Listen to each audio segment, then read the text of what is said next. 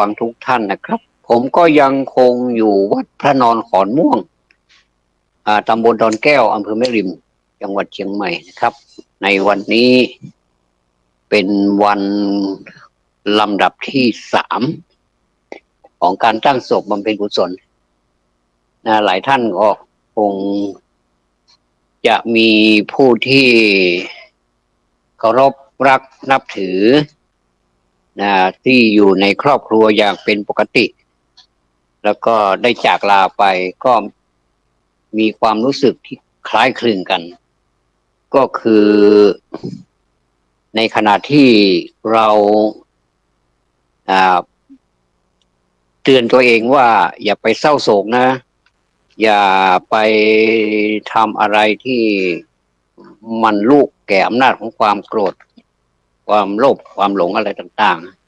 ๆซึ่งมันก็กำลังต่อสู้กันมากเลยต่อสู้กันอย่างอุตรุด ในการที่จะเอาชนะค้าคานกันให้ได้ก็ต้องยอมรับนะครับว่าในหลายครั้งนะครับที่มันรู้อำนาจถามว่ามันดีไหมผมว่ามันไม่ดีเลยแล้วก็ทุกคนก็มองเห็นไม่ดีตัวเองก็ไม่ดีอยู่แล้วเพราะฉะนั้นวันนี้ขอสื่อบางเรื่องนะครับซึ่ง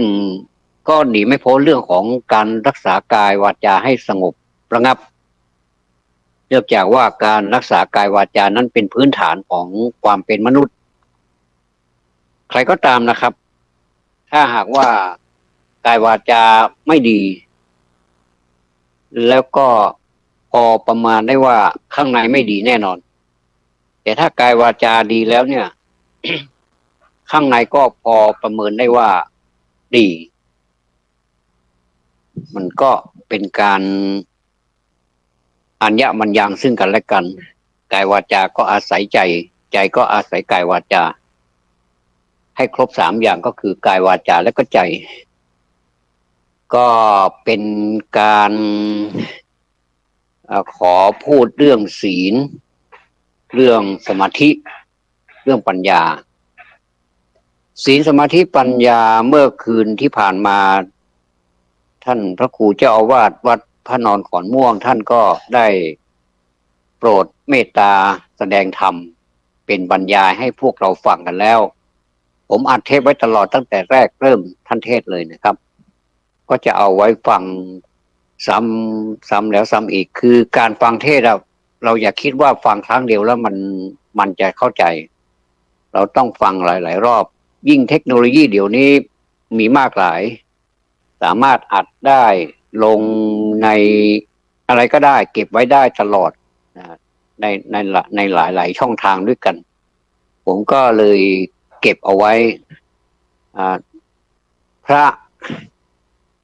คุณเจ้ารูปไหนที่เทศที่ให้โอวาทนี่ผมชอบเก็บไว้เป็นบันทึกเอาไว้นะครับเพื่อที่เราจะได้ฟังหลายๆรอบเหมือนกันนะครับการร้องเพลงนะการร้องเพลงก็ดีที่ว่าเพลงที่มันยากๆถ้าเราฟังบ่อยๆแล้วฟังหลายๆรอบจำแล้วบางทีก็ผมไปเห็นการประกวด ร้องเพลงเขาขึ้นเวทีไปแล้วเขาทำอย่างไรจิตใจไม่สะทกสะท้านไม่มีความหวั่นไหวจิตใจนิ่งสมาธิมากเลยเนี่ยนะครับแสดงว่าเขาฝึกแล้วก็ขึ้นไปร้องเหมือนมากบางทีกรรมการนะครับที่มาตัดสินเนี่ยก็คอมเมนต์บอกว่าร้องดีกว่าต้นฉบับก็ผมว่ามันก็ดีคนละอย่างต้นฉบับเขาทำอย่างนี้แต่เขาก็ไปเสริมตรงนี้จุดนี้ก็เป็นการเล่นที่เป็นเอกลักษณ์เฉพาะตัวของเขาทำให้เกิดคะแนนแล้วก็ในที่สุดก็ชนะไปเลยอันนี้ไม่ได้ชนะกันด้วยเสียงบางทีก็เสียงเหมือนนะครับแต่ว่าการที่จะเข้าถึงคีย์บางทีก็ไม่ไปแตะคีย์คือเป็นภาษาเพลงนะครับเขาบอกว่ากรรมการคอมเมนต์ว่า อีกนิดเดียวเองถ้าไปแตะคีย์ทุกตัวคือแบบมันจะลื่นไหลมากเนี่ยก็เป็นเอกฉันท์แล้วนะครับเขาก็จะให้ทีนี้มันก็กินกันตรงนี้นะครับท่อนฮุกท่อนประหารอะไรเนี่ย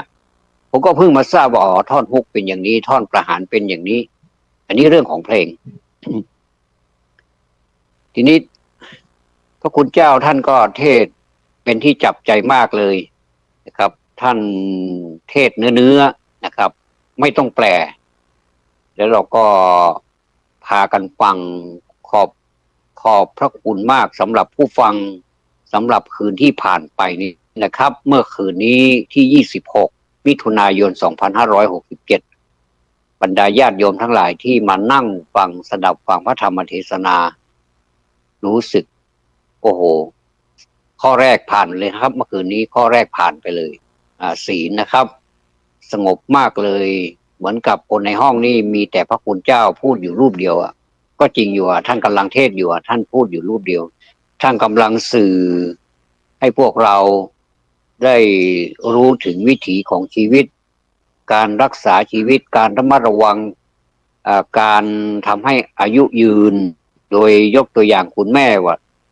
คุณแม่ท่านอายุยืนเพราะว่าท่านมีศีลท่านมีการประพฤติธรรมอย่างเนี้ยนะครับท่านก็ยกตัวอย่างคุณแม่แล้วเราก็ฟังกันด้วยความสงบขอบคุณจริงๆอันนี้แหละครับมันก็จะเป็นสิ่งที่เป็นสิ่งที่ปราณีตมากจะนำเอากุศลนี้ไปสู่ผู้วายชนเนี่ยเป็นสิ่งที่ประณีตมากเป็นสิ่งที่ละเอียดผมคิดว่านะครับการให้ทำเป็นทานนะชนะการให้ทุกอย่างแต่มันชนะจริงๆการให้เนี่ยแต่ผู้รับเนี่ยจะเต็มใจรับหรือเปล่าจะตั้งใจเหมือนผู้ที่ให้หรือเปล่าเนี่ยอันนี้ผมก็มันก็ดูที่สถานการณ์มันก็ดูที่เนื้องานเหตุการณ์ว่าเขายอมรับหรือเปล่าบางทีคนหนึ่งตั้งใจนะครับตั้งใจให้เหลือเกินแต่อีกคนหนึ่งอีกฝ่ายหนึ่งก็รับอย่างนั้นแหละก็คือเป็นการรักษามารยาทรับไว้บางทีก็ไม่ได้สนใจอะไรเลยก็สังเกตดูจากเรื่องนี้ต้องสังเกตต้องพูดกับคุณครูนะว่าคุณครูเนี่ยอยู่กับนักเรียนทุกวันไม่ว่าจะเป็นนักเรียนเด็กนักเรียนผู้ใหญ่หรือทุกระดับนะครับตั้งแต่อนุบาลประถมมัธยมแล้วก็อุดมศึกษาก็หลากหลายกันออกไปก็ผมก็เคยผ่านมาในการที่เป็นผู้ให้ เป็นผู้ให้ก็เราก็จะมีกำลังใจสำหรับผู้รับที่เขาตั้งใจรับมันก็มีนะครับก็ปะปนกันไปแต่ถ้าให้ฝ่ายรับเนี่ยมีความเต็มใจได้สัก70%นี่เราก็โอ้ดีใจหายแล้วดีใจมากเลยก็แสดงว่าการสอนของเรานั้นประสบความสำเร็จมากๆเลยแต่ว่าถ้าหากว่า100%ได้สัก20%นี่ผมว่าลำบากมากเลยถ้า50นี่ก็ยังพอถูถ่ายไปได้อยู่แต่ถ้า20% 15%อย่างนี้คุณครูนี่ปวดหัวมากเลยนะครับปวดศีรษะมากเลยเพราะว่าขนาดให้เขาเพื่อให้เขารู้ว่าอะไรเป็นอะไรนะสอนเขาให้รู้ตามวิชาการที่ได้เรียนมาเนี่ยนะที่ได้ศึกษามาตลอดระยะเวลาที่ศึกษามาเนี่ยก็หลายปีนะครับก็ตั้งอกตั้งใจมาสอนลูกศิษย์ลูกหาผู้ที่เป็นกำลังของชาติเป็นพลเมืองพละแปลว่ากำลังเมืองแปลว่าเมืองหรือว่าบ้านเมืองประเทศชาติพละเมืองครับคือพลเมืองนั่นแหละพลเมืองก็คือเป็นกำลังของประเทศชาติกำลังของประเทศชาติเราอยู่ไหนเนี่ยหาไม่เจอเลยถ้า20%นี่หาไม่เจอเลยอันนี้กำลังจะบอกแววว่าความหายนะมาแล้วนะความไม่เข้าท่ามาแล้วนะเพราะฉะนั้นนี่คนที่ชอบต่อต้านครูบาอาจารย์ มีอะไรก็ไม่พูดตรงๆเขาถามอะไรก็ไม่มีปัญหาอะไรสักอย่างพอครูบาอาจารย์ถามว่าใครมีปัญหาใครมีข้อเสนอแนะอะไรเงียบหมดเลยนู่นพอออกจากห้องออกจากชั้นไปแล้วหรือว่าแม้แต่ในชั้นก็แสดงพฤติกรรมที่ไม่ดีอย่างนี้มันจะไปได้ยังไงนะแล้วก็มันก็ไม่ไหวนะครับไม่ไหวคุณครูบาอาจารย์ท่านมี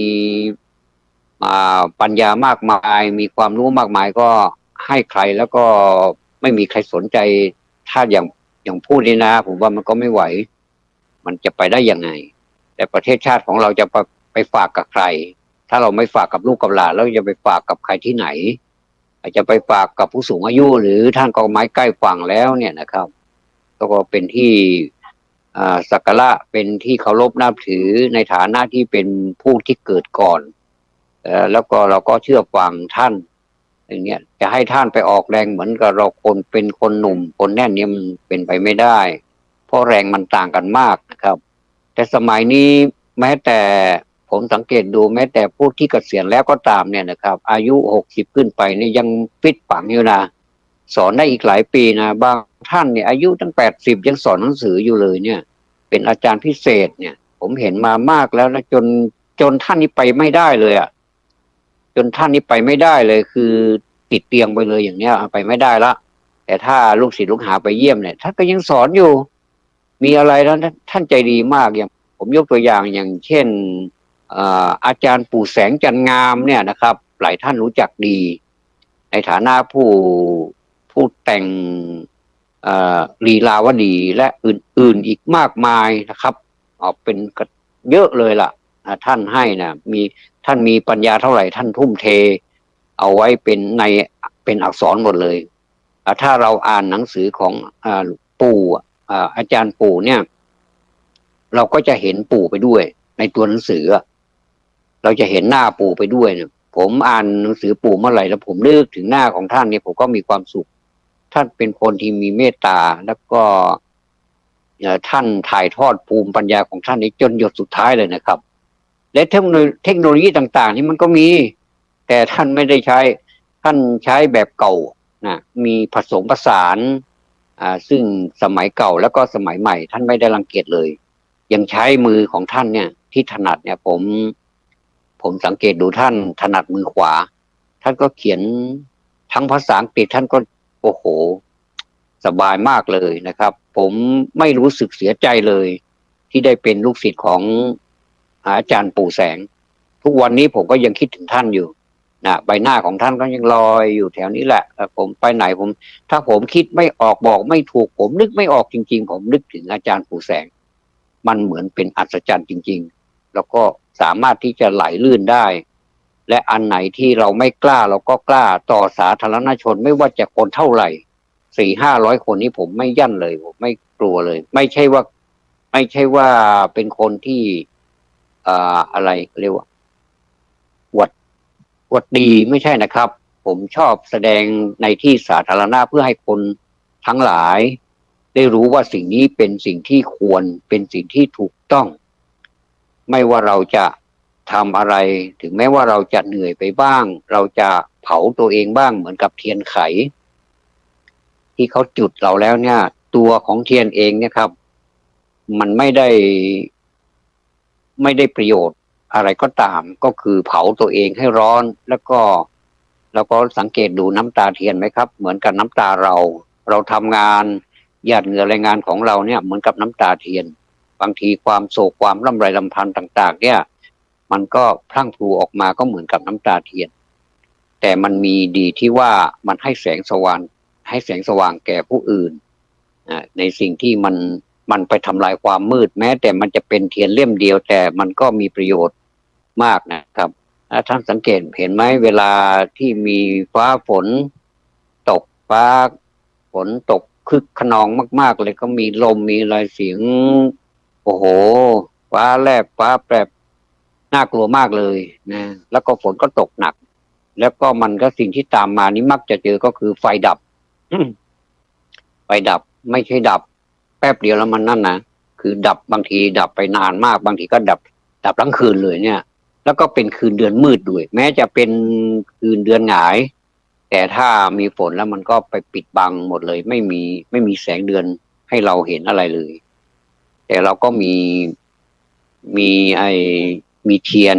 มีไฟแช็กอะไรเตรียมไว้เนี่ยนะครับมีไฟฉายก็หมดถ่านหมดตอนนี้ก็เลยใช้ไฟแช็กกับเทียนนี่แหละเป็นเพื่อนก็จุดก็ยังบรรเทาไปได้กับบรรเทาความมืดอันนี้แหละครับคือข้อเปรียบเทียบว่าเราเนี่ยทุกคนนี่นะครับท่านต้องภูมิใจนะครับแม้แต่จากครูบาอาจารย์หรือไม่ใช่ก็ตามถ้าเรามีความรับผิดชอบเรามีสามัญสำนึกและทุกคนเนี่ยจะมีแสงสว่างอยู่ในตัวหมดเลยไม่ใช่ว่าตัวเราไม่ใช่เป็นครูบาอาจารย์นะเวลาเรื่องความรู้เรื่องอะไรนี่ไปถามครูบาอาจารย์เถอะนะถามตัวเองเถอะว่าตัวเองเนี่ยมีความรู้ไหมถ้าไม่มีก็ไปเพิ่มซะไม่มีก็ไปเรียนเสีย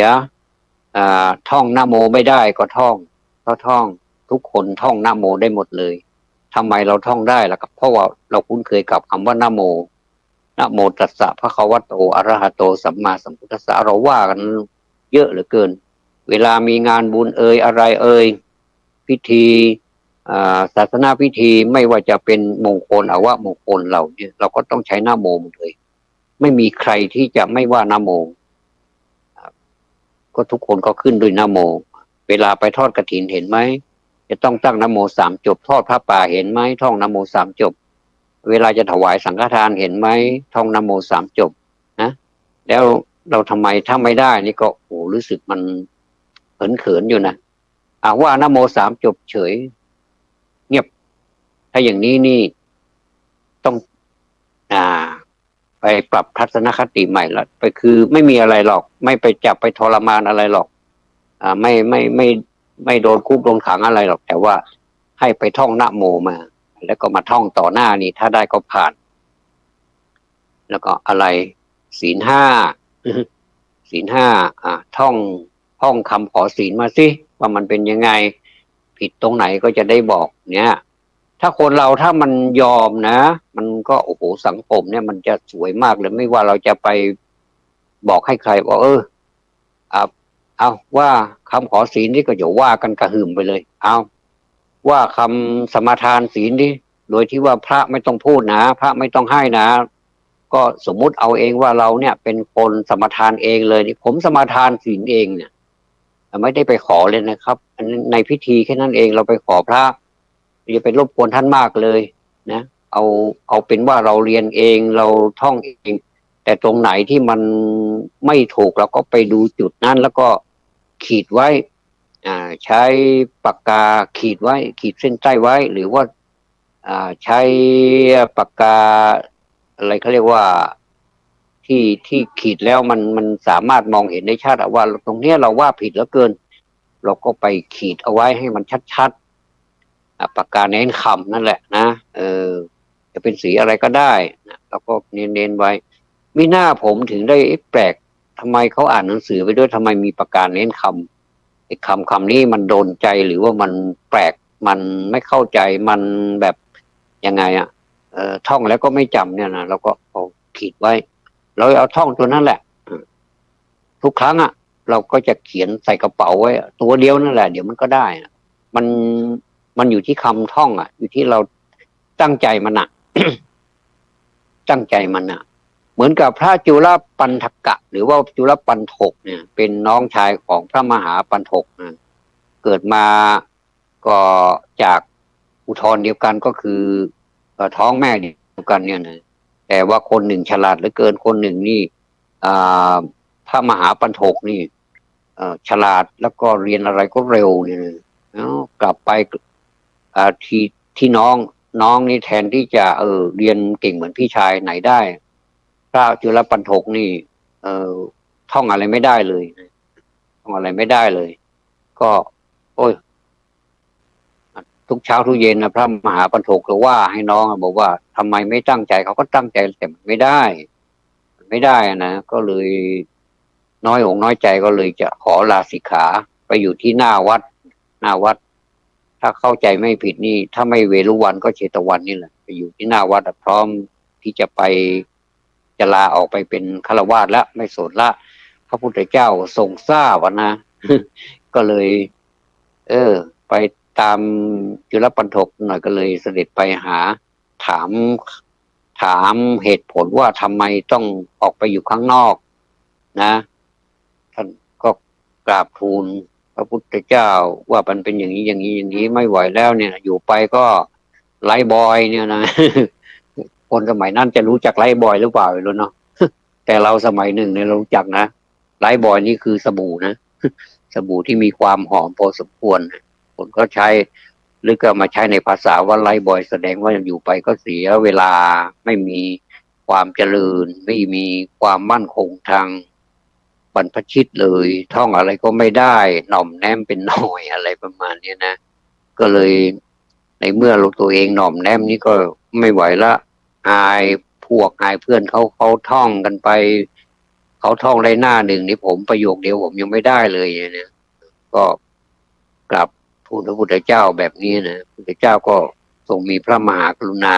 ธิคุณก็คือเมตตาก็จะโปรดจุลปันถกนี่แหละนะว่าเธอให้เอาผ้านี้ไปแล้วก็ถูนะถูเอามือถูผ้าขาวๆเนี่ยนะเอามือถูผ้าผืนหนึ่งเนี่ยเหมือนกับผ้าเช็ดหน้าเนี่ยผ้าเช็ดหน้าธรรมดาเป็นสีขาวพระพุทธเจ้าก็ให้เอามือถูทีแรกมันก็ขาวสะอาดดีนะ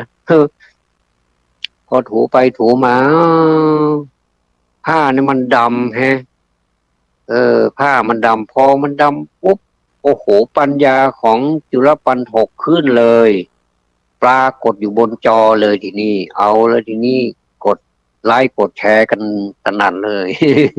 นะตอนนั้นมันไม่มีนะไม่มีไลค์ไม่มีแชร์ไม่มีซับสไครบ์ใบมะกรูดอะไรสักอย่างเลยนะมันก็เอาพิจารณาได้ก็อันนี้นี่เองนะความโง่ของเราก็เหมือนสีดำๆนี่แหละนะพอเราลงไปในสีขาวๆผ้าขาวๆมันก็เป็นสีดำแล้วจะทำยังไงนะเมื่อมันเป็นผ้าสิ่งสกปรกโสโครกแบบนี้มันก็ต้องเอาไปซักเหมือนกับจิตใจของเราเหมือนกันเราต้องเอาไปซักเราต้องใช้ความพยายามกว่านี้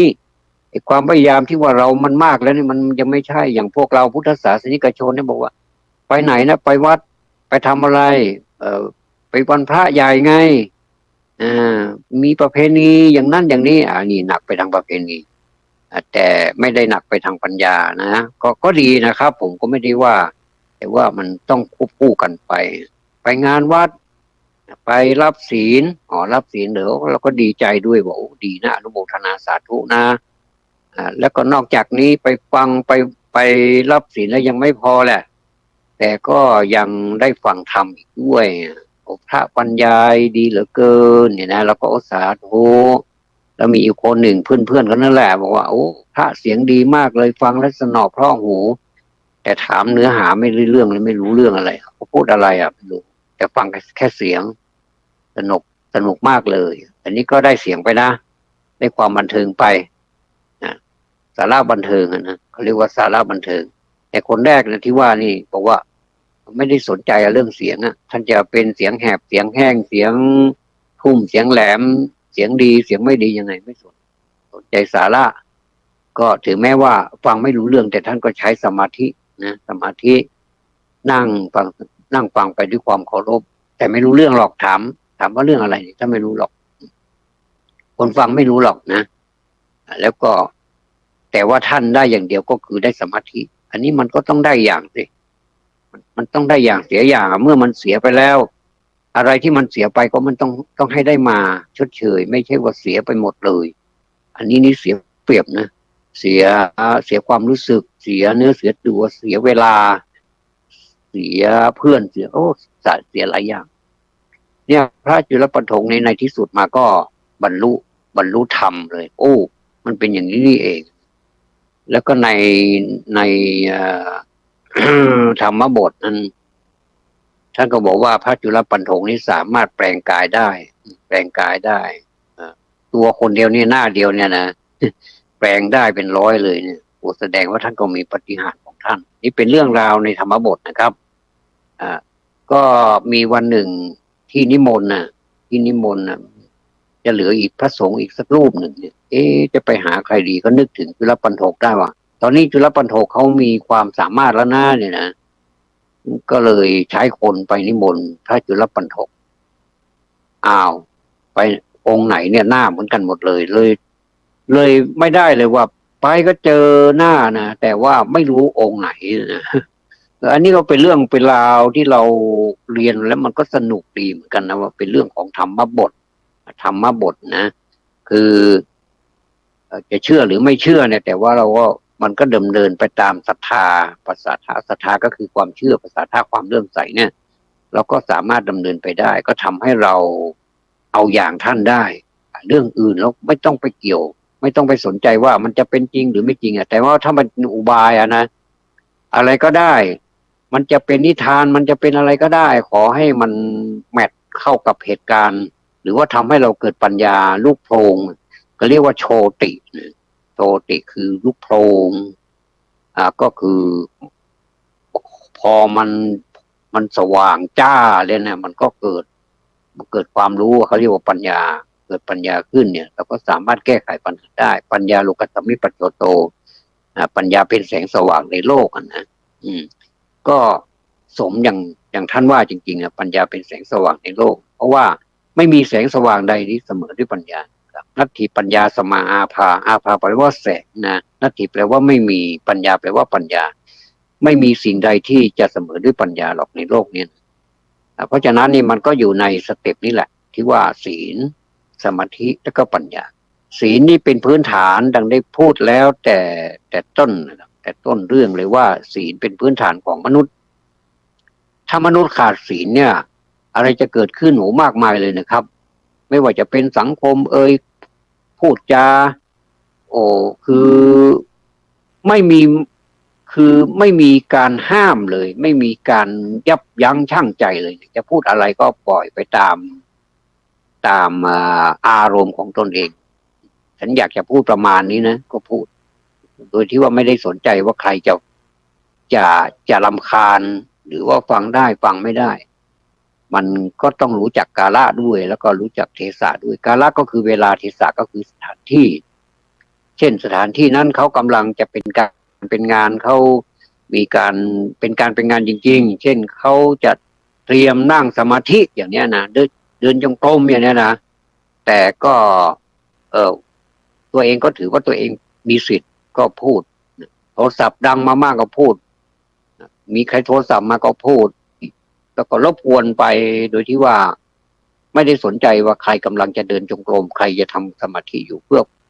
พวกเพื่อนฝูงเนี่ยเขาทำสมาธิกันอย่างนี้เขาเรียกว่าแสดงว่าไม่มีศีลก็คือสร้างความเป็นปกติของวาจาไม่ได้กายก็ไม่ดีวาจาก็ไม่ดี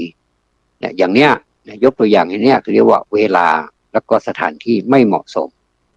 นะยังเขามีงานรื่นเริงหันษากันพบปะเพื่อนฝูงกันงานเลี้ยงรุ่นอย่างเนี้ยเขากำลังร้องเพลงกันเต้นรำกันอันนี้เป็นเรื่องของชาวโลกซึ่งเขามีก็เป็นเรื่องของธรรมดาเขาเชิญเราไปสังสรรค์แล้วก็เราก็ไปนั่งร้องไห้ซะนี่มันก็ไม่ถูกเวลาอีกมันร้องได้ก็เขาร้องได้เราก็ต้องร้องได้เราไม่ดื่มไม่เป็นไรขอให้เข้ากับเขากันแล้วกันเต้นรำอะไรพอประมาณแล้วก็เราก็จะมานั่งพักอะไรนี้ก็ไม่เป็นปัญหาแต่ว่ามานั่งร้องไห้ซะเองเนี่ยเขาพวกเพื่อนฝูงก็เป็นห่วงไปถามว่าคุณเป็นอะไรบอกว่าคิดถึงแม่คิดถึงแฟนที่ตายไปจากไปจะเป็นยังไงก็ไม่รู้จะไปอยู่ที่ไหนก็ไม่รู้อย่างนี้มันไม่ใช่เวลานะครับเวลาของคุณนี่ต้องร้องเพลงนะถ้าไม่ร้องเพลงคุณก็กินแล้วก็สังสรรค์มีความสนุกสนานกับเพื่อนน่ะมันถึงจะไปกันได้เขาเรียกว่าไม่รู้จักกาลเทศะนั่นแหละนะเพราะฉะนั้นนี่เรื่องศีลเนี่ยไม่ใช่ว่าให้เป็นคนที่แบบอยู่ไหนก็ซื่อบื้อไม่พูดไม่จาอะไรกับใครเนี่ยกันนี้เป็นใบ้อีกนะไม่ใช่ศีลแล้วครับพูดเหมือนกันแต่ว่าพูดให้ถูกกาลเทศะมีเรื่องหนึ่งที่พระพุทธเจ้าถามพวกภิกษุสงฆ์ว่าพรรษาที่ผ่านไปเนี่ยพวกเธอถืออะไรพวกเธอทำยังไงให้มันอยู่กันได้อย่างเป็นปกติสุขพวกข้าพุทธเจ้ามีความสุขมากเลยพี่ยะค่ะทำยังไงเหรออยากจะรู้หนึ่งภิกษุก็กราบทูลไปว่าเนี่ยพวกเราเนี่ยเคร่งครัดกันเหลือเกิน เอาว่าต่อไปซิมันเคร่งครัดยังไงก็ก็บอกว่าพวกเรานี่จะสมาทานเรื่องของความไม่พูดกันเลยไม่พูดกันตลอดพรรษาเลยพระเจ้าค่ะอ้าวทำไมเป็นอย่างนั้นล่ะถามเหตุผลเป็นยังไงเพราะอะไรเพราะว่าการพูดเนี่ยทำให้เราทะเลาะเบาะแว้งกันทำให้เราเกิดปัญหาคนหนึ่งก็ไปพูดอย่างหนึ่งคนหนึ่งก็พูดอย่างหนึ่งความจริงต้นเรื่องมันเป็นอย่างเนี้ยอย่างสมมติว่าสบายดีหรือเนี่ยนะกินข้าวหรือยังเนี่ยไปถึงปลายสายมันไม่ใช่แล้วคำสองคำเนี่ยสบายดีหรือกินข้าวหรือยังไม่ใช่มันกลายเป็นคำอื่นไปอันนี้มักจะเกิดขึ้นในสังคมอยู่เสมอเพราะว่าคำที่เป็นต้นเรื่องเนี่ยเขาพูดถูกแล้วล่ะคนที่สองที่สามยังไม่เท่าไหร่ก็ยังเหมือนอยู่พอไปถึงคนที่20 30อะไรที่ปลายสายนะข้อความของเราเสียหายหมดเลยเพราะฉะนั้นนี่ต้องเตือนสติพวกเราหน่อยในสมัยเนี่ยการสัมภาษณ์อะไรเนี่ยนะบางทีมันยังไม่ตกผลึกบางทียังไม่เป็นความจริงหรอกแต่ไปพูดผู้สื่อข่าวกลุ่มนี้มาก็พูดให้ผู้สื่อข่าวกลุ่มนี้เขาก็ไปขายข่าวผู้สื่อข่าวกลุ่มนี้ก็พูดเนี่ยแต่ถ้าพูดตรงกันเรื่องเดียวกัน10 ครั้งก็เหมือนกันอันนี้ก็ยังไม่ค่อยเท่าไหร่ก็คือมันคือความจริงเป็นอย่างนั้นเนี่ยนะสมมติว่ามีคนไปถามผู้ปฏิบัติธรรมเนี่ยนะว่าอริยสัจสี่นี่มันเป็นยังไงเนี่ยก็มีทุกข์สมุทัยนิโรธมรรคถามอีก100 ครั้ง1,000 ครั้งมันก็มีทุกข์สมุทัยนิโรธมรรคนั่นแหละมันจะเป็นอย่างอื่นไม่ได้จะมาเอาทุกข์มาเป็นสุขไม่ละได้มรรคก็คือมรรคเนี่ยหนทางแห่งความดำเนินไปถึงความดับทุกข์อะไรเนี่ยก็จะพูดเหมือนเดิมทุกประการเลยเป็น10,000 ครั้ง100,000 ครั้งล้านครั้งก็เหมือนเดิมเนี่ยถ้าอย่างนี้นี่สังคมก็พอไปได้ก็เพราะมันเป็นความจริงที่พูดแล้วกี่ครั้งมันก็เป็นความจริงอยู่ดีนะท่านหิวไหมก็หิวนะท่านเหนื่อยไหมก็เหนื่อยนะอันนี้เป็นความจริงถามว่าท่านเหนื่อยไหมบอกว่าไม่เหนื่อยนะแต่ความจริงท่านเหนื่อยนะท่านทำไมไม่พูดความจริงบอกว่าเหนื่อยครับเหนื่อยค่ะเหนื่อยอ่ะพูด10 ครั้งก็เหนื่อย10 ครั้งนั่นแหละนะคุณถามผมมาเยอะๆผมก็เหนื่อยเหมือนกันนะเหงื่อแตกเหมือนกันนะอย่างเนี้ยเนี่ยเขาเรียกว่าเพราะฉะนั้นการถ่ายทอดเนี่ยสมัยเนี่ยมันเป็นไปอีกช่องหนึ่งก็เป็นอย่างหนึ่งไปอีกช่องหนึ่งก็เป็นอย่างหนึ่งสังคมมันถึงได้วุ่นวายไงเพราะฉะนั้นเนี่ยยืนคำเดียวบอกว่าตอนนี้ถ้าจะให้ก็ให้ข่าวเนี่ยสมมตินะให้ข่าวก็เป็นการรักษาอยากจะรักษามารยาทเนี่ยนะก็เลยบอกว่าตอนนี้นี่ข่าวมันยังไม่ตกผลึกเลยมันยังไม่สรุปเลยอย่างเนี้ยผมบอกว่าอีกสักพักหนึ่งก็คงจะได้ความจริงแล้วนะว่าอะไรเป็นอะไรแต่ให้ความเป็นธรรมทั้งฝ่ายที่กล่าวหาแล้วก็ถูกกล่าวหาอะไรประมาณนี้คดีต่างๆเนี่ยเราก็จะได้ข่าวที่มันแบบสวยงามเพราะจากคนหนึ่งไปสู่คนหนึ่งเนี่ยเขาจะบอกว่าไปสืบถามมาแล้วไปสอบถามตัวจริงมาแล้วก็บอกว่ายังไม่ตกผลึกเลยยังไม่เสร็จเลยการสอบสวนอะไรก็ยังไม่เสร็จเลยอย่างเนี้ยมันจะได้ไม่วุ่นวาย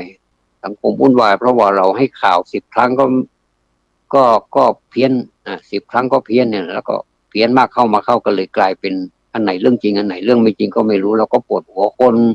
เข้าไปเสพไปดูก็ปวดหัวรู้สึกจะเบื่อมันไม่ได้ความจริงสักทีเนี่ยความจริงเรื่องเดียวเนี่ยนะโอ้กลายเป็นอะไรไม่รู้บานปลายไปหมดเลยนะแล้วก็เห็นใจผู้สื่อข่าวนะเขาก็ทำงานด้วยความตั้งใจนะอยากจะไปหาข่าวเพื่อให้มาสู่ประชาชนจะได้รู้ประชาชนอยู่ในฐานะผู้บริโภคแต่ว่าถ้ามายัดเยียดให้เขาเนี่ยถ้าเขาใช้ปัญญาแล้วนะก็ข่าวของคุณก็จะไม่เป็นที่นับถือไม่เป็นที่เชื่อถืออะไรเพราะทุกคนก็มีภาวะของความรู้เรื่องรู้ราวกันหมดแล้วนะก็ถ้าอะไรที่มันแบบว่ายังไม่รู้มูลความจริงเลยยังไม่ได้ตกผลึกเลยยังไม่ได้สรุปเลยอย่างเงี้ยนะมันก็เป็นกลางๆเขาจะไปทำอะไรเราได้นะเพราะมันยังไม่เสร็จแต่ถ้าพอเสร็จปุ๊บนี่ท่านอย่าดองเรื่องไว้ก็แล้วกันมีอะไรมีโฆษกมีประชาสัมพันธ์มีอะไรก็เอามาเลยมาพูดมาเลยเป็นเรื่องเป็นราวไปเลยเนี่ยเป็นเรื่องไปเลยเนี่ยเรื่องมันก็จะจบแบบว่าไม่ต้องยืดเยื้อไม่ต้องมากความไม่ต้องมีใครเอาไปวิจารณ์ไม่ต้องอะไรแล้วก็คือ ให้ความเป็นธรรมทุกฝ่ายจนเขาหายสงสัยหมดเลยแต่เราก็ไม่ไปปิดบังนะไม่ไปปิดบังไม่ไปปิดกั้นเขาสมมุติว่ายังสงสัยเรื่องนี้อยู่เขาก็มีสิทธิ์ที่จะวิจารณ์ได้แล้วเราก็มีสิทธิ์ที่จะบอกตอบเขาได้เหมือนกันถ้าอย่างนี้สังคมศรีวิไลสังคมใช้สื่อที่เป็นประโยชน์มากๆเลยแต่ทุกวันนี้เรากลัวสื่อกลัวอยู่อย่างก็คือมันไปคนละทิศละทางอย่างนี้แล้วพูดถึงสื่อแล้วมันพูดยาวนะต้องพูดอีกยาวนะอันนี้ศีลเป็นบรรทัดฐานพื้นฐานเลยล่ะนะศีลอย่างที่เรารู้ว่ามันคืออะไรศีลก็คือความเป็นปกติของกายวาจาเราที่เราเห็นนะที่สัมผัสได้เนี่ยกายนี่มันสัมผัสได้นะจับมือเนี่ยเอารู้ว่าเราจับมือจับแก้มหรือว่าเราจับแก้มรูปศีรษะเรารู้ว่ารูปศีรษะเนี่ยคือมือคือกายแล้วก็อะไรวาจาก็คือออกมาเป็นคำพูดของเรานี่แหละนะสปีกก็พูดออกมาเป็นคำเนี่ยแต่ละคำเนี่ยนะมันจะสร้างประโยชน์ให้กับคนที่ฟังหรือเปล่าเราต้องคำนึงกันมากๆเลยไม่ใช่ว่าพูดออกไปแล้วสะใจพูดออกไปแล้วสร้างความรำคาญให้คนอื่นบางทีก็เป็นเรื่องส่วนตัวที่เอามาพูดในวงสังคมสนวนสุขสนานเฮฮากันไปเลยเนี่ยแต่คนที่ทำงานนะเขาก็รู้สึกรำคาญเหมือนกันนะไม่รู้จะไปว่ายังไงไม่รู้จะไปพูดยังไงเขาก็กลัวจะโกรธกันก็เลยอดทนกันไปนะแบบหน้าไม่สบายไม่บอกจริงๆบอกตรงๆเขาไม่พอใจไม่อยากจะให้เหตุการณ์แบบนี้เกิดขึ้นไม่ใช่ว่ามันเป็นสถานที่สมควรที่จะพูดเสียงดังอีกต่างหากเนี่ยถ้าสมมุติว่า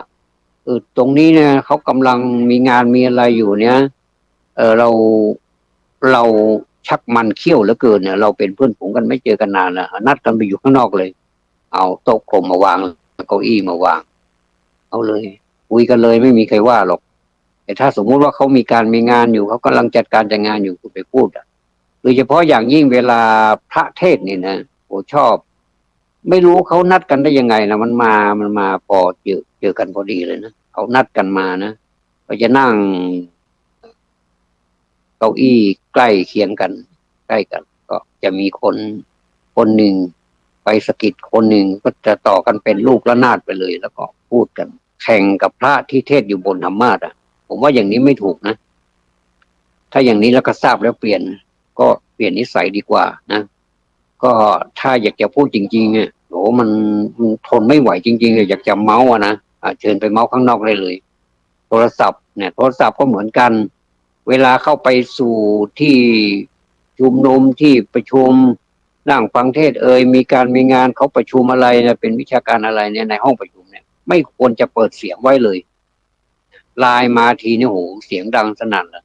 และในห้องนี่มันเสียงมันก้องขนาดท้ายแถวนู่นข้างหลังนู่นยังดังมาถึงข้างหน้านี่เลย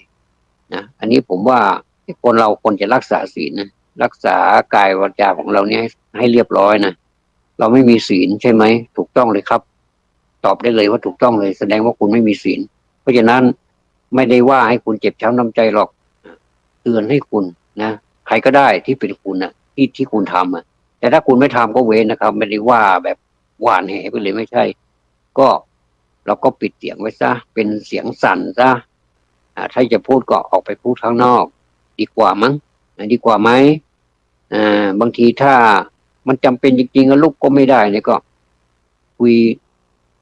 ส่งข้อความก็ได้บอกว่าตอนนี้กำลังอยู่ฟังธรรมอยู่จะติดต่อกลับมาภายหลังนะอย่างเนี้ยนะถ้ามันจำเป็นจริงๆโอ้จำเป็นจริงจะต้องพูดถ้าไม่พูดตอนนี้ไม่ได้ละคุณก็แสดงความเคารพในที่ประชุมก็เดินออกไปด้วยความเคารพไปอยู่ข้างนอกนั่นแหละคุณก็จะพูดกันอย่างเต็มที่เลยนะโดยที่ว่ามาอะไรบัวไม่ช้ำน้ำไม่ให้คุณใครๆก็ไม่ได้หมั่นไส้คุณหรอกนะเขาก็มีมือถือกันนะเกือบทั้งนั้นเลยไม่ว่าจะลูกเด็กเล็กแดงคนเฒ่าคนแก่อะไรก็มีมือถือขายดีเหลือเกินมือถือไม่ว่ารุ่นไหนออกมาก็เรียบร้อยหมดเลย อันนี้แหละอยากจะพูดอยากจะพูดแล้วก็พูดไปจริงๆด้วยนะก็ถ้าฟังแล้วถ้ามีอคตินะผมว่าผมก็ช่วยไม่ได้เหมือนกันถ้าฟังแล้วถ้า ถ้ามันปราศจากอคติว่ามันเป็นอย่างนี้อย่างนี้จริงๆแล้วก็กล้าแก้ไขแต่มันมีความสุขนะครับผมก็เคยผิดพลาดเหมือนกันหลายกระทงหลายๆเรื่องเลยผิดพลาดมากเรื่องการพูดอะไรผมมักจะพูดเป็นคนขวานผ่าซากแล้วก็จะอิงเอาสมัยก่อนผมว่าเรา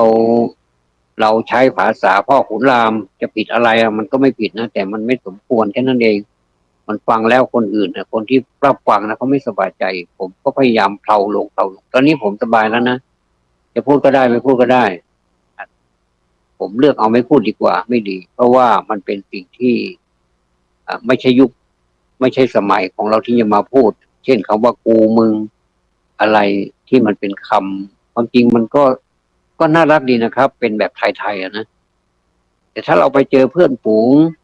เกลอเก่าเราที่เราเคยเข้าเรียนด้วยกันเป็นเพื่อนทุกข์เพื่อนสุขกินด้วยกันนะไปไหนไปด้วยกันอย่างเนี้ยเติบโตมาด้วยกันเนี่ยนะท่านอย่างนี้นี่เป็นกูเป็นมึงก็ได้ไม่เป็นไรแต่ถ้าจะผมกลัวคำเนี่ยมันไปเวลาที่เรากำลังจะเป็นการเป็นงานอยู่เกิดถ้ามันพลาดขึ้นมาแล้วไปกูมึงอยู่ในที่ประชุมใหญ่ๆอย่างนี้รู้สึกมันกระดากยังไงก็ไม่รู้รู้สึกอายเหมือนกัน แต่มันก็ยกเว้นนะครับอย่างเช่นเขากำลังจะบรรยายเรื่องของวิชาการอยู่กำลังจะมันอยู่เนี่ยก็จะมีคำเหล่านี้ออกมาแต่พอเสร็จแล้วท่านก็ขออภัยว่ามันจะต้องเข้ากับบรรยากาศถ้าไม่ใช้คำนี้แล้วมันไม่สะใจมันไม่มันไม่สนุกมันไม่ถึงใจก็ต้องก็ก็อภัยกันไปเพราะว่าผู้พูดนี่ก็ขออภัยแต่ก็ตอนที่ประชุมแล้วที่ประชุมก็ไม่ได้ติดใจสงสัยอะไรอันนี้ก็เรียกว่าเป็นวิชาการก็มีเหมือนกันเป็นวิชาการที่จะมีคำพ่อขุนรามเนี่ยออกมาเนี่ยสมัยพ่อขุนเนี่ยออกมานะก็ไม่เป็นไรเราก็ไม่ได้ว่ากันนะแต่ถ้าสมมติว่าไม่ถูกกาลเทศะแล้วอย่างที่พูดนะก็ขอความกรุณาสมมติว่าที่นี่เขากำลังจะตั้งใจทำงานกันอยู่เขากำลังจะสนทนากันอยู่นี่พูดโอ้อ้วนไปหมดเลยอะไรเป็นอะไรไม่รู้นะบางทีก็ไม่ได้เกี่ยวเนื่องกับงานสักหน่อยเลยเนี่ยนะก็ไปพูดข้างนอกดีกว่าสบายใจดีนะก็เป็นการเสียสละสักหน่อยเถอะอย่าไปเอาตรงนั้นเลยมันไม่ใช่ว่าเร่งด่วนอะไรหรอกเสร็จแล้วเราก็มาวิเคราะห์ดูว่าคำพูดเหล่านี้มันเป็นอะไรบ้างเนี่ยไม่มีอะไรเลยเป็นคำพูดเล่นๆคำพูดให้มันเกิดความสะใจสนุกสนานเท่านั้นเองมันไม่ใช่เนื้องานนะครับอันนี้คือผมพูดถึงเรื่องศีลเนี่ยโอ้พูดอีกเยอะเลยนะนานเลยนะเรื่องศีลเนี่ยนะถ้าศีลมันแน่นนะครับศีลมันแน่นก็เหมือนกับเราสร้างตึกสร้างบ้านสร้างอะไรก็ตามที่ต้องการความแข็งแรงเนี่ยเราจะต้องแบบไอ้ที่มันแบบหนักจริงๆที่มันเป็นตึกอารามบ้านช่องใหญ่โตมโหฬารเป็นตึกหลายๆชั้นนี่ก็ต้องตอกเสาเข็มต้องตอกเสาเข็มให้มันอ่าให้มันมั่นคงยึดไว้โอ้นานหลายปีนะก่อนที่มันจะเสื่อมนะก่อนที่มันจะเสื่อมโทรมนี่ก็สามารถที่จะซ่อมแล้วซ่อมอีกได้ต่ออายุไปนะครับผมบางทีบางที่นะโอ้นานเหลือเกินตั้งแต่รุ่นไหนรุ่นปู่มาแล้วจนถึงรุ่นหลานก็ยังใช้ได้อยู่เลยโรงแรมอะไรที่ทำมาหากินที่บริการทำธุรกิจอะไรนี่ก็เขาก็ยังอยู่นะก็ยังอยู่อย่างสง่างามแม้ว่าจะเปลี่ยนมือผู้บริหารมาแล้วนะจากคุณปู่มาถึงคุณลูกของปู่แล้วก็มาลูกของลูกอีกนะก็ตอนนี้ก็เป็นหลานเป็นโหลนเป็นเหลนไปแล้วเนี่ยก็ยังอยู่เดิมเพียงแต่ว่าบางทีก็ซ่อมนั่นหน่อยซ่อมนิดนึงแต่ว่าฐานเดิมของมันเนี่ยก็ยังแข็งแรงเดิมเพราะว่าคุณปู่ตั้งฐานของมันไว้ มีการตอกเสาเข็มตั้งหลายเล่มเนี่ยแล้วก็ดูก็เรียกว่าดูสถานที่อะไรต่างๆนี่มันก็ทำเลมันดีนะจนเป็นหากินมาได้จนถึงรุ่นเหลนรุ่นหลานรุ่นโหลนนะก็ยังหากินได้อยู่อย่างเนี้ยฉันใดนะการที่เราจะมีชีวิตอยู่ได้เนี่ยเราต้องบนพื้นฐานของชีวิตเราเนี่ยจะต้องมีศีลให้มีศีลให้มี การปูพื้นฐานแม้แต่เราจะทำบ้านธรรมดานี่แม้จะแต่ว่าเรามีการเทคาน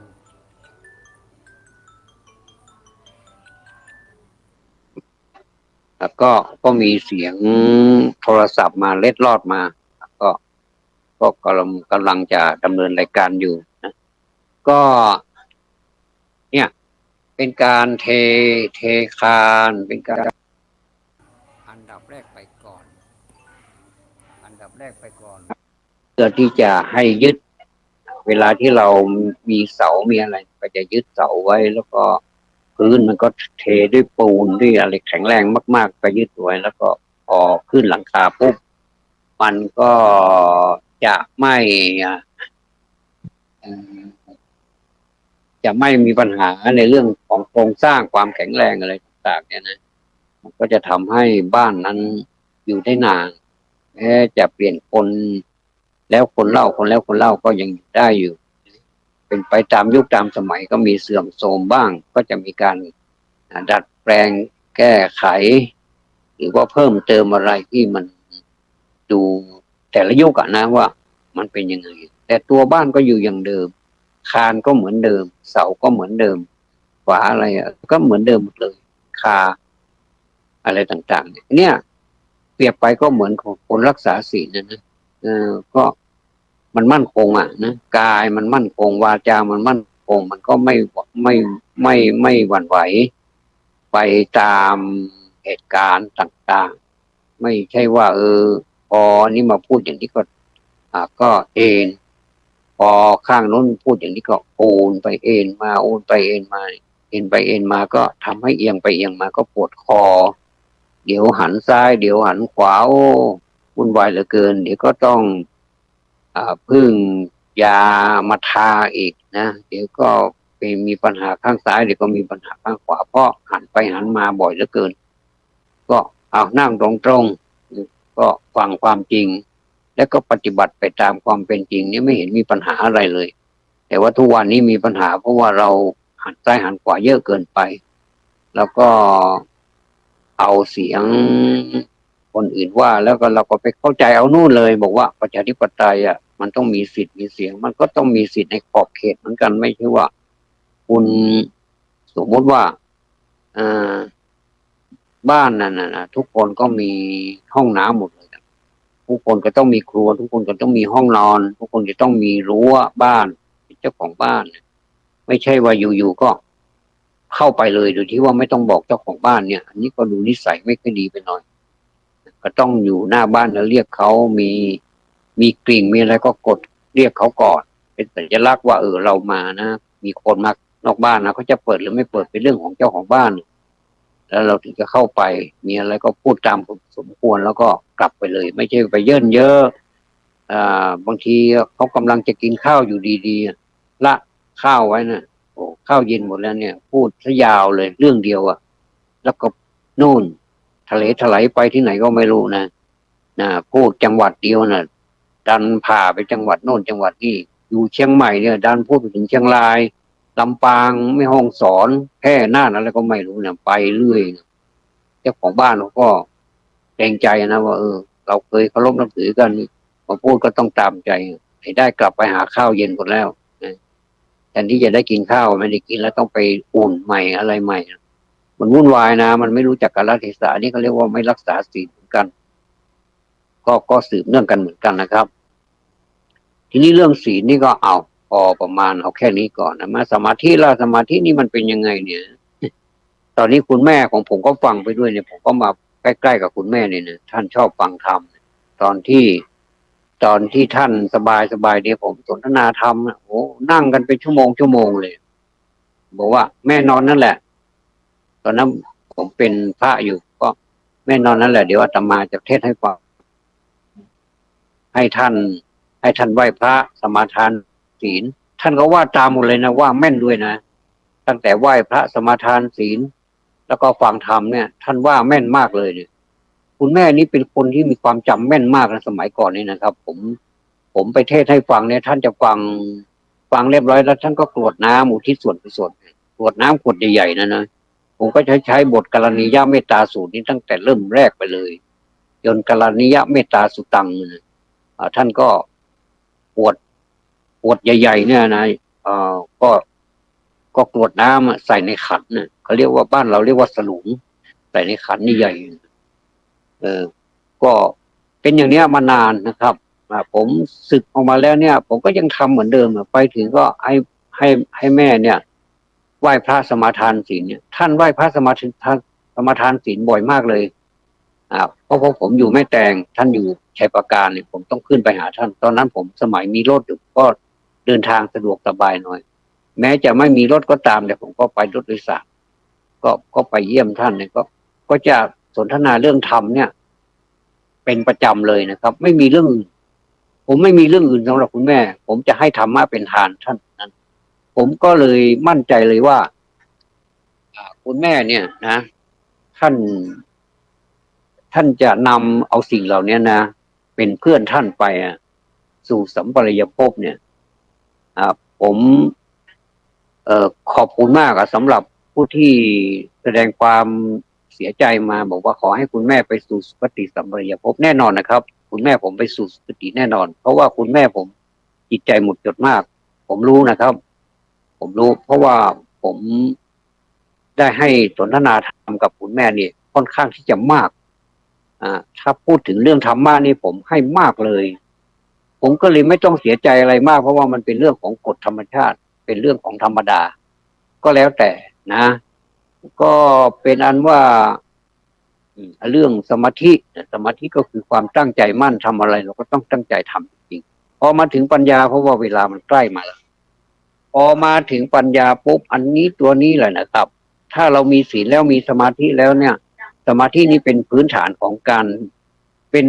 ก่อตัวที่จะไปสู่ปัญญาถ้าหากว่าผมดำเนินรายการจัดรายการเนี่ยผมไม่มีสมาธิเนี่ยผมไม่มีปัญญาเนี่ยผมก็ทำไม่ได้ก็จะพูดไปเรื่อยพูดอะไรก็ไม่รู้เนี่ยนะครับก็ถ้าพูดอะไรเรื่อยเปื่อยไปมันหน้าหมั่นไส้เหมือนกันนะครับแม้กระทั่งตัวผู้พูดเองก็หมั่นไส้ตัวเองเหมือนกันแล้วก็นับภาษาอะไรกับคนฟังมันจะไปเหลืออะไรนะครับเพราะฉะนั้นนี่เนี่ยป้องกันการหมั่นไส้นี่แหละป้องกันการที่จะมีคนแบบว่าอย่างโน้นอย่างนี้เราก็ป้องกันไว้ก็ผมเข้าใจว่าผมพยายามพูดให้ถึงที่สุดแล้วนะครับอาจจะมีทั้งคนชอบและไม่ชอบก็อันนั้นก็เป็นเรื่องของคุณนะครับเป็นเรื่องของท่านผมก็พูดเป็นเรื่องของผมแต่ผมก็จะได้อ้างอิงเอาสิ่งที่มันเป็นประโยชน์ที่สุดเนี่ยนะเสียดายนะถ้าสมมุติว่าเสียศพในวันนี้ผมก็จะเอาเข้าสู่ในบรรยากาศของการที่จะนำคุณแม่ไปสู่ชาปนสถานนะแต่ว่าไม่เป็นไรนี่2 วันในวันนี้วันพฤหัสเดี๋ยวศุกร์เสาร์แล้วก็ไปสุสานแล้วก็ไม่เป็นไรอันนี้ก็ถือว่าพูดไปล่วงหน้าก็แล้วกันนะครับขอบพระคุณนะครับท่านผู้อำนวยการสถานี104.50 เมกะเฮิรตซ์วัดฝ่ายหินจังหวัดเชียงใหม่ที่ได้มีความเมตตาให้กับผมนำเอาสิ่งที่เป็นประโยชน์มาสู่ประชาชนผู้ฟังผมผูกพันและก็อยู่กับประชาชนมานานพอสมควรแล้วก็สิ่งใดที่ผมพูดหนักไปบ้างแต่ด้วยความจริงใจนะครับด้วยความสัตย์จริงผมก็เอาธรรมะเป็นกลางเป็นพูดเป็นกลางอะไรที่มันควรพูดผมก็พูดนะอาจจะแรงไปหน่อยสำหรับผู้ฟังที่คิดว่ามันแรงแต่ว่าถ้าฟังแล้วให้ความเป็นธรรมไม่มีอคติลำเอียงอะไรเนี่ยมันก็จะไม่มีอะไรผมขอให้เป็นเช่นนั้นขอให้ธรรมะรักษาท่านนะครับให้ท่านให้ท่านผู้ฟังทุกท่านเลยนะครับศรัทธาสุถีพระวันตุมีขอให้ความสวัสดีจงมีแก่ท่านในที่ทุกสถานแล้วก็ในการทุกเมื่อด้วยนะครับ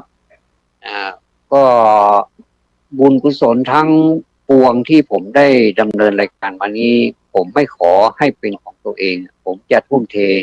มอบให้คุณแม่ไปหมดเลยในส่วนที่มันดีมากๆแล้วก็มันเป็นสิ่งที่จะนำดวงวิญญาณของคุณแม่ไปสู่ภพภูมิที่ดีได้นี่ผมมอบให้คุณแม่หมดเลย ผมคิดว่าคุณแม่นี่ให้ผมมากกว่าที่ผมให้เนี่ยเป็นหมื่นเท่าแสนเท่าคำนวณไม่ได้ด้วยซ้ำนะครับว่าท่านให้ผมมากเลยที่มานั่งตรงนี้ได้พูดตรงนี้ได้เรียนหนังสือได้รู้เรื่องและสามารถสื่อสารให้คนอื่นได้แล้วก็ปฏิบัติธรรมอย่างมีความสุขได้นี่ก็เพราะคุณแม่คุณพ่อเป็นคนสร้างผมขึ้นมาเพราะฉะนั้นผมถือว่าคุณแม่ไม่ได้ไปไหนก็คือตัวผมเองนี่แหละเลือดเนื้ออะไร นิ้วมือนิ้วเท้าตาหูจมูกลิ้นกายใจอะไรนี่เป็นของคุณแม่กับคุณพ่อหมดเลยก็แสดงว่าท่านไม่ได้ไปไหนนอกจากว่าเราจะไปแล้วมันก็สูญกันไปเลยตามธรรมชาติต่างคนก็ต่างไปนะครับมาก็มาคนเดียวไปก็ไปคนเดียวส่วนนอกนั้นเป็นเรื่องของการประกอบเหมือนกับการแสดงนะเดี๋ยวเป็นพระเอกบ้างเดี๋ยวเป็นผู้ร้ายบ้างเดี๋ยวเป็นร้องไห้เดี๋ยวหัวเราะ